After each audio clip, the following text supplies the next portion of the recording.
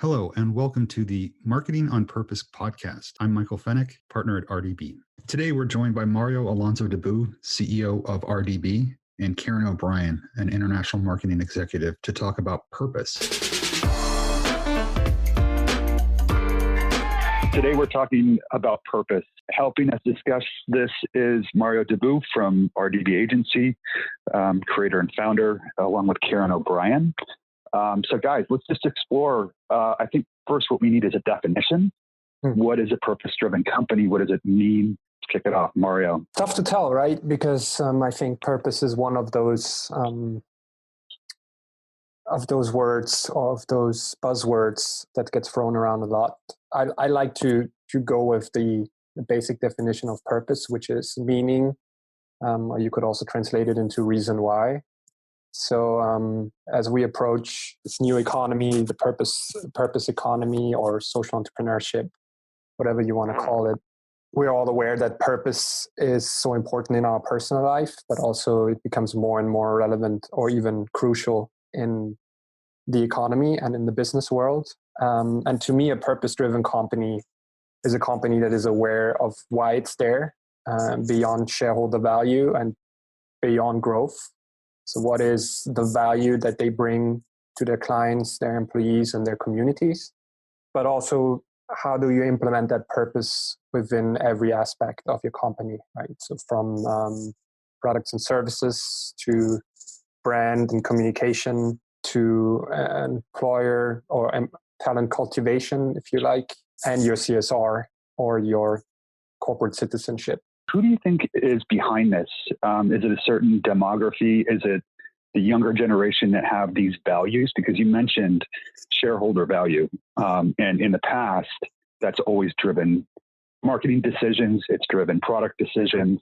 And it has a sea shift in the past, say 5 years, 8 years, to where this is a real thing, right?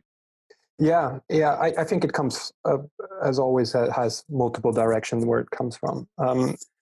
Together with Almenda, the consulting arm that we founded on sustainability consulting, we call it the so-called socioeconomic transformation. So it comes from threefold. The first is there is just a reality of the world in terms of we are spending too much resources in too little time. We're kind of overspending on our natural resources. Clearly, consumer behavior has shifted, right? So away from prestige or maybe different, not necessarily prestige, but away from stereotypical things you own to show your prestige and your status, to more of a purpose part where it's about what is important to me. How do I live my life in a very positive way without jeopardizing the well-being of anyone else. And then, is this a new purpose or prestige? Is this a new prestige? It is. It has that aspect. Yeah. It has a lifestyle aspect to it, definitely. Right? If you look at ecotourism, if you look at social entrepreneurship, there is a new way of defining yourself, which is through the impact that you create. And I think there will always be an ego part in whatever humanity does. And that's fine as long as you use it for something that's for the greater good, right? So if you look at the millennial audience, but I think even more with Gen Z, they not only hold companies accountable for their impact, but they also, when they look at their career path, they want to work for companies that have a bigger purpose than just grinding from 9 till 5, so you can raise shareholder value. Someone said that very smartly. He said, shareholder value is not a good reason for your employees to get out of bed every day. And I agree, and my generation agrees too. Karen, you and I have been around for a while in the industry. Do you see things similarly? Yeah, I mean, I think for most of us, purpose has become a focus with brands because it's really, we want to work for and buy from companies that are doing something for the greater good of society beyond just our profits. And we've seen a lot of research that shows that companies who do have purpose are more authentic, are perceived to be more transparent and authentic, which is important to all of us. And that a lot of those companies have higher growth rates, they have happier employees, they have also, higher customer satisfaction rates. So I think about also if we want to go to, the sort of shareholder value, some of the recent, research or stats coming out of Unilever, for example, when they had their 28 sustainable living brands, those were brands that focused on Unilever's environmental footprint, right, and increasing social impact. And we saw that those brands delivered most of the company's growth, and they grew much faster than the average business that Unilever was supporting. So that led to the CEO saying, we're going to only work with brands now that have a purpose. And that was based on, much more profit driving kind of, intention. But at the same time, I think that, at the core of it, purpose is, what are you standing for in the world? And are you doing something to contribute to the society and world? Yeah. And Mario had mentioned trust. Edelman came out with a trust barometer regarding COVID-19. I haven't read it yet, but does that put companies in jeopardy, or does that put, I guess, marketing in jeopardy of a brand that wants to either brand wash or purpose wash, it's probably a better term, to appear to be purpose driven? But how do we hold them accountable? Is it through our networks? Is it through shaming? I hope not. But how do you tell if a company is purpose driven and authentically purpose driven? Well, I mean, I think you can only look at social to see how companies, employees, and consumers talk about them. But I would also say consumers vote with their wallet. So I think in this current situation that we're going through, which is unlike anything we've ever seen before, there's going to be a reckoning. I think that, there will be leaders and there'll be losers. And I think that brands who have an authentic purpose and they're able to walk their talk and take care of their employees and their customers are really going to come out stronger on the other end of this. Mario, I don't know what you think, but yeah, I agree. I mean, there are measurements, right? So that we currently try to combine, or a lot in the industry currently try to combine classic brand awareness metrics and engagement metrics with purpose. And then if you go even further and you talk about impact, with the Sustainable Development Goals and impact measurement, there will be more and more KPIs that companies will be held accountable for. I think sooner by the public sector, by the governmental sector, than maybe directly through the consumer. But I think the point that Karen brought up with they vote with their wallet is totally true, right? I think people quickly sniff out who is greenwashing a brand or purpose washing a brand and who is not. So I think that's where maybe bigger companies struggle and emerging players have an advantage. But I really think everybody has the opportunity to turn the ship around and to become a purpose-driven company. So Mario, you mentioned sustainability goals. I know that there's a global organization. Can you give us a little bit more on that? Yeah, so the Sustainable Development Goals are basically the framework of the United Nations for their objectives for 2030 to turn the world around, if you like. For the first time in history, the governmental and the public sector came together and clearly defined 17 objectives for humanity. And I think that by itself is very impressive, especially if you look at how quickly they accomplished their millennial goals, which was their framework before. And it really goes from, justice for all, employment, economic opportunity, financial inclusion, equality, all the way to saving life below water, saving life on land. And we can already see it with a lot of our clients that the governments are putting pressure on the private sector to respond to those goals because they are held accountable by all other UN members, right? So it's a downward spiral of, or not spiral, it's a downward way of how sooner or later this will land on every CEO's table, where they will have to create impact reports, sustainability reports, and show how they contribute to the 3P bottom line, which is people, planet, profit, on top of driving sustainable growth. I love thinking about that way, those 3 Ps, people, planet, profit. We'll put some links and details in our content linking to those organizations. So tell me, Mario, or outline for us, what does RDB do that's purposeful? How do you see yourself contributing to this movement? We started from a purpose. To go back to the definition, it's about the why. Why you're here. I think it's one of the oldest questions in humanity. As soon as we moved up the Maslow pyramid and we had enough food and enough shelter, we immediately, looked up to the stars and asked ourselves, why are we here? Why are we living? And I think it in a sense, this is, driving every human being, or maybe even every soul in the world.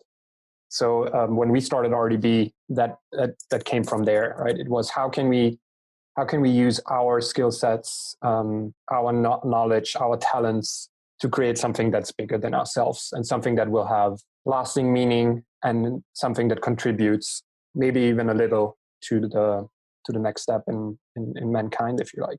So we from the beginning defined, we saw economic opportunity in not having to think about shareholder value. So as you know, almost all big agencies in the industry are owned by 4 holding companies, and every agency has to commit a fee or a share to that holding company.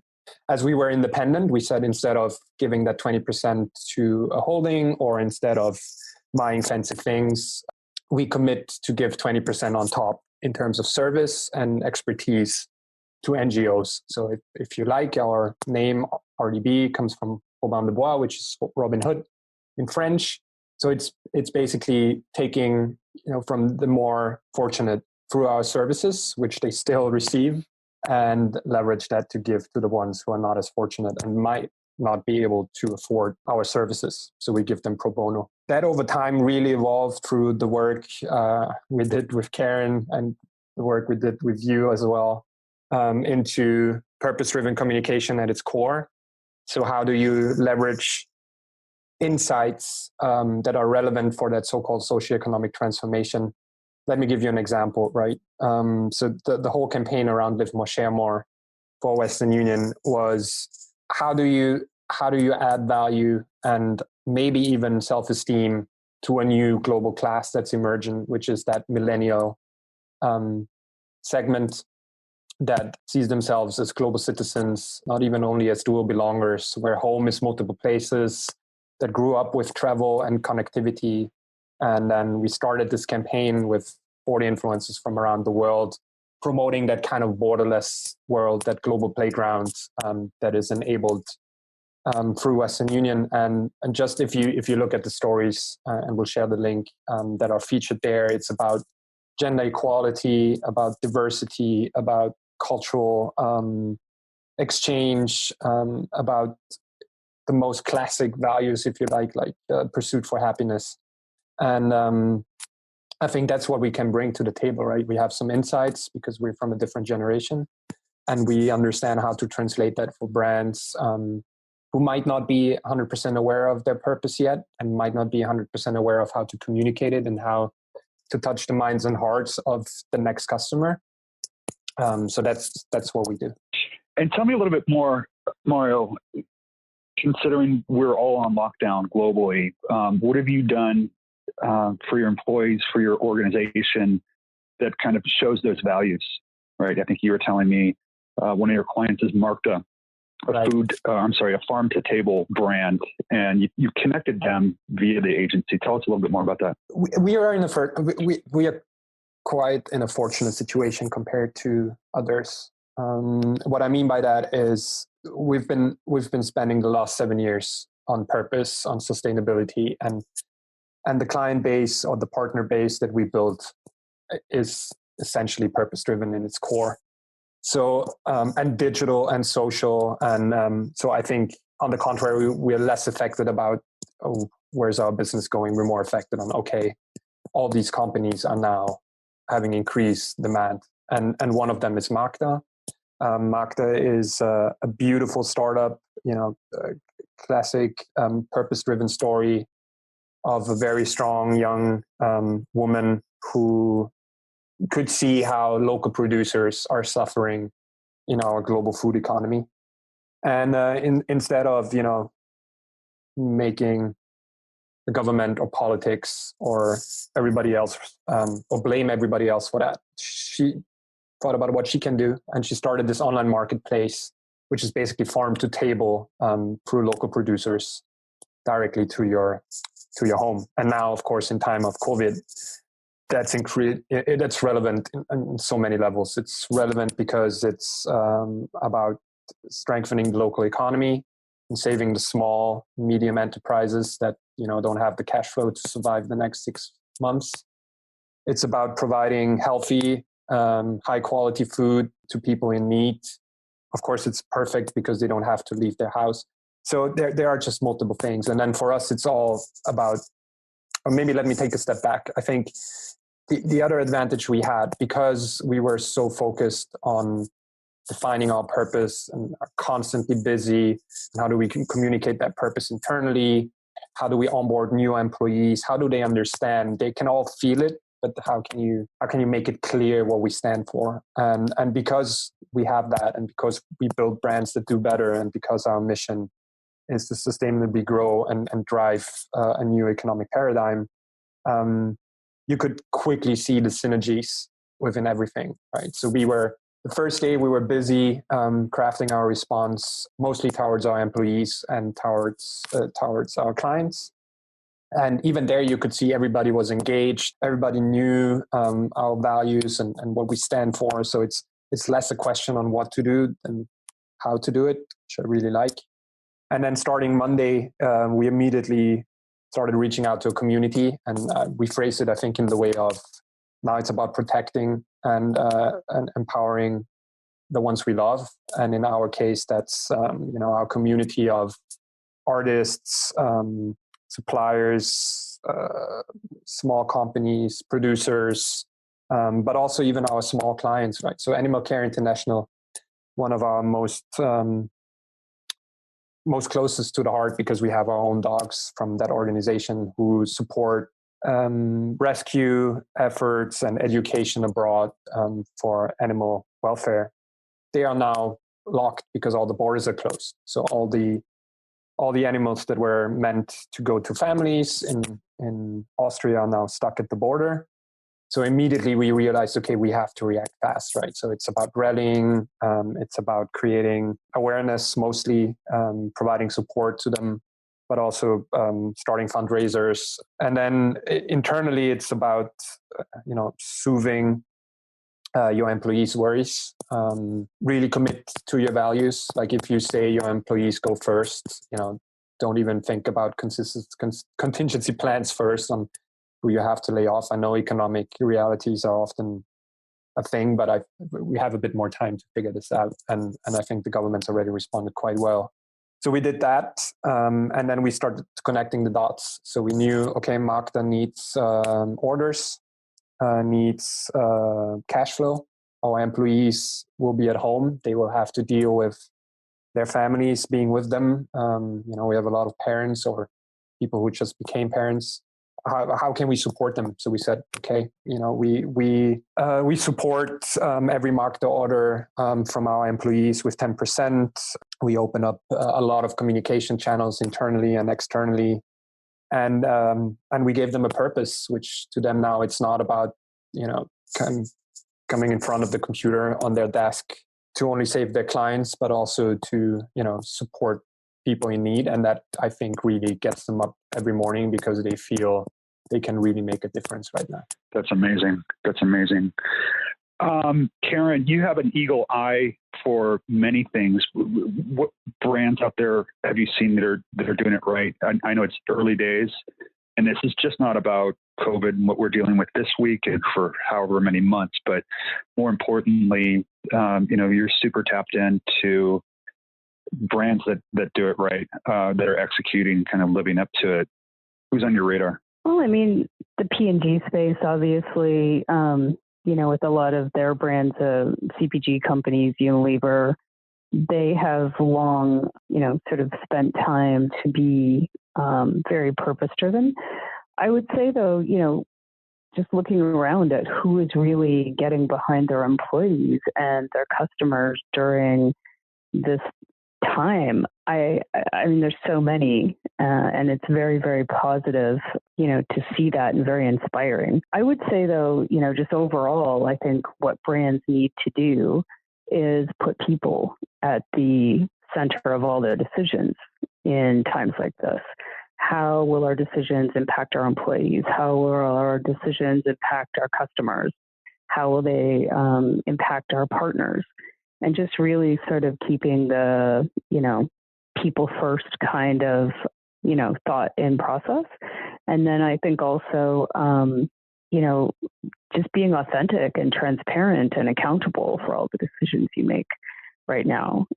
Basically being in alignment with your brand purpose and bringing it to life as we navigate through a lot of things that are very unprecedented for a lot of businesses and brands. I think we've all seen companies that are committing to paying their employees, at least for the short term, through some of these downturns, whether they're working or not working. They're, making remote technology available for employees. They're sort of doing whatever they have to empower business to go on in any way that it can.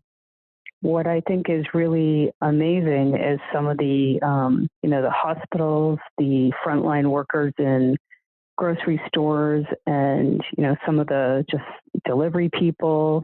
A lot of those people are really, really stressed right now and need very purpose-driven brands behind them to help them get through this, because they are bearing the brunt of a lot of high demand and stress. Yep, couldn't agree more. My sister's a healthcare worker, and there's definitely a lot of stress in the United States about just exposure and what we don't know. You mentioned services. So everybody's migrated to working at home offices. We were on calls with clients this morning, a few hiccups. I think we're all just trying to get settled in.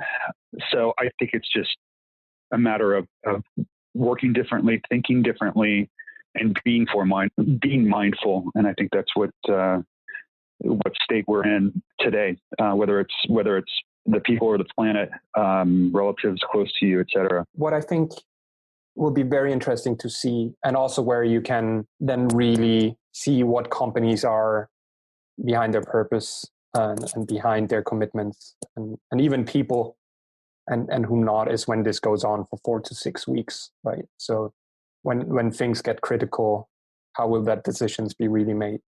That will be very interesting. Mm-hmm. And I think there again, to your question, Michael, before on who's doing a good job, I think it all comes down to leadership.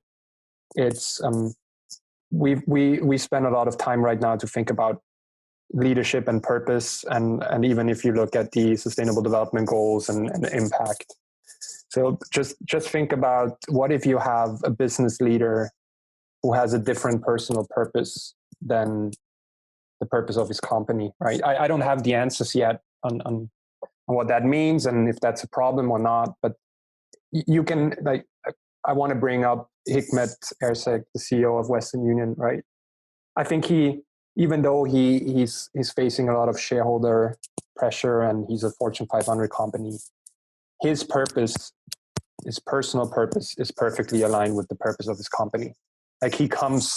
He has some of the same storylines as his customers have. He is a global citizen. He's a migrant in the US and did a tremendous job. And I think if you have someone on top whose purpose inside is aligned to the purpose of his company, you will be in a good spot.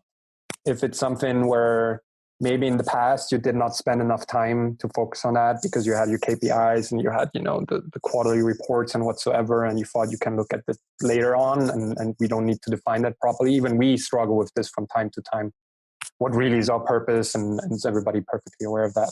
So I think the leaders that haven't had time or focus yet to spend time on thinking about purpose, they will have a hard time further down the line, even though it's crazy to focus internally and find, especially now in these times, on what do we think our purpose is and how can we bring it to life? Yeah, and reflect. I think that's important for everybody, especially leaders. You mentioned Western Union, some fantastic work RDB did with the foundation, traveling to Uganda. Really interesting work. We'll put a link in the copy, or a link in the. We'll put a link somewhere. We'll put a link somewhere. Perfect. Okay, guys, this has been an amazing discussion. A lot of really hot button topics, but I think more importantly, a change in philosophy. And to me, it's enlightening that purpose-driven now is as much a necessity as a commodity in terms of something that you have to have. And once I think you embrace it, once you work with companies that are purpose-driven, people that are focused on purpose, it's just a much different world than, say, 20 years ago in the advertising industry and being a marketer. What about profit-driven companies? Do you guys think the current crisis will have an impact on them, force them to think about the purpose all of a sudden and why? Try to go out with product messaging that is not relevant and is not adding value right now, and you will have a hard time. Right? I just think that these companies will suffer the most. But often so what I want to be really sensitive about is it's not gray and it's not black and white. Right? Profit is not bad. On the contrary, growth is important for every ecosystem. And smarter people than myself said, the moment you don't grow, you die. So I think it's really more about, as Michael said, looking inwards and thinking, maybe even looking back in history, right, of your company. Where did it start from in the first place? What was the emotional insight behind all this? What is the emotional insight, the human insight behind our mission statement? And then there are enough people out there who can help you define a purpose and give you the processes and tools that you need to implement it internally. But I think even as a leader, if you start asking that question to yourself and to your leadership team, and you spend a bit of time, it will help your decision making.